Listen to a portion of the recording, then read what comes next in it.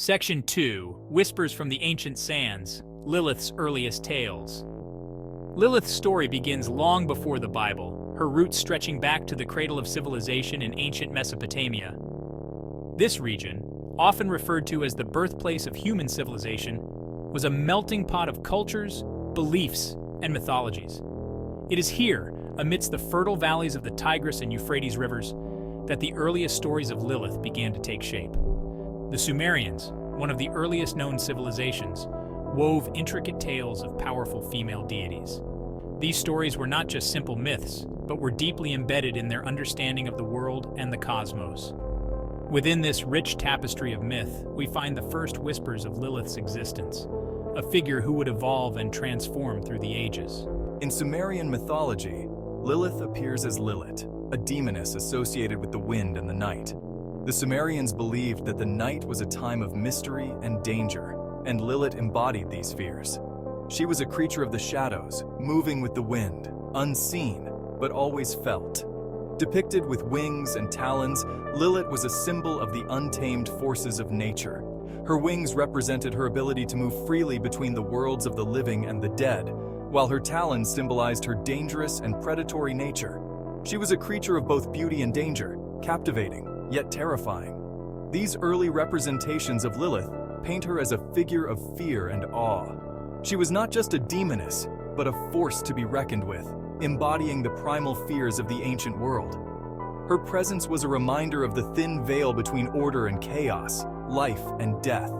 Lilith was also associated with storms, disease, and even infant mortality. The Sumerians saw her as a bringer of misfortune, a harbinger of the uncontrollable forces of nature.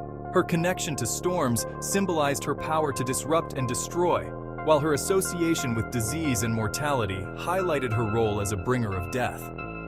Yet within these seemingly negative attributes, we can also discern a sense of power and independence. Lilith was not a passive figure. She was active, dynamic, and fiercely independent. She operated outside the control of the male gods, a wild and untamed force that could not be easily subdued. Lilith's independence set her apart from other deities.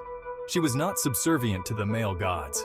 Instead, she carved out her own path, defying the expectations and norms of the time.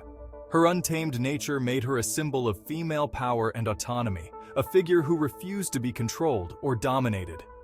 As civilizations rose and fell, Lilith's story traveled, her image transforming to fit the beliefs and fears of each new culture she encountered.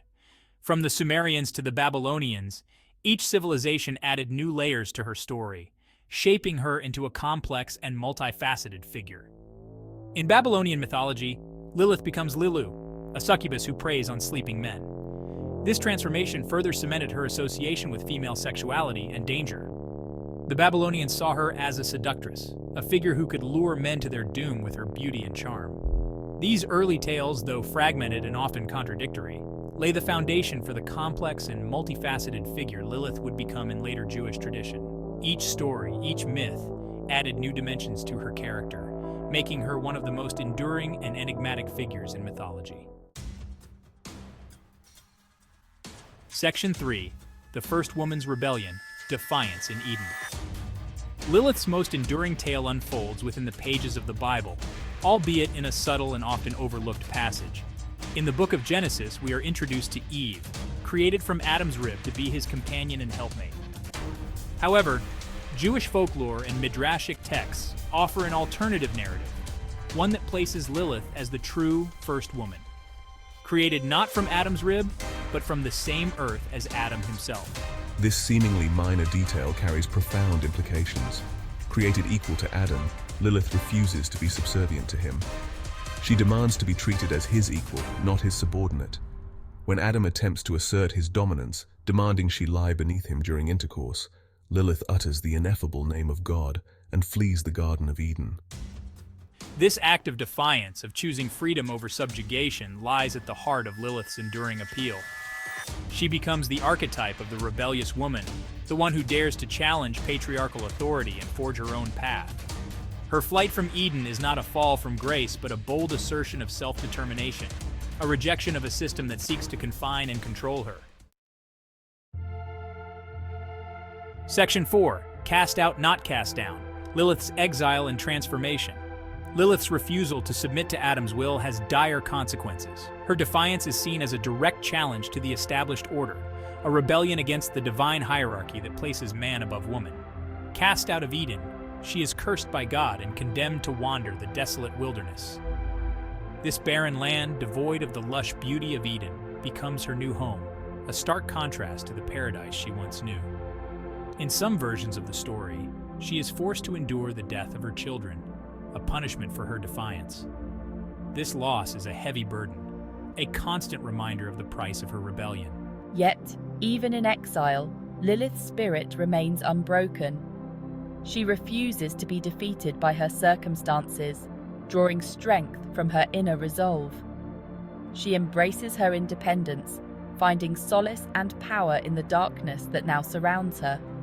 The shadows become her allies, the night her domain. It is during her exile that Lilith undergoes a profound transformation. This period of isolation and hardship becomes a crucible, forging her into something new and powerful.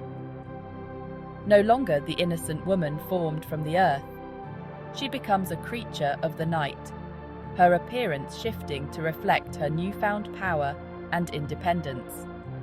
Her eyes gleam with a fierce light, her form more ethereal and commanding. She takes on the characteristics of the Sumerian demons that predate her, becoming associated with owls, snakes, and other creatures of the night. These symbols of wisdom and transformation become intertwined with her identity. This transformation is not a defeat but a metamorphosis. Lilith's exile is not the end of her story, but the beginning of a new chapter. Lilith embraces the power that comes with her exile. She learns to harness the energy of the night, becoming a formidable force in her own right. She becomes a force to be reckoned with, a protector of women and children, particularly those who are marginalized or oppressed. Her own experiences of suffering and exile give her a deep empathy for those who are similarly cast out.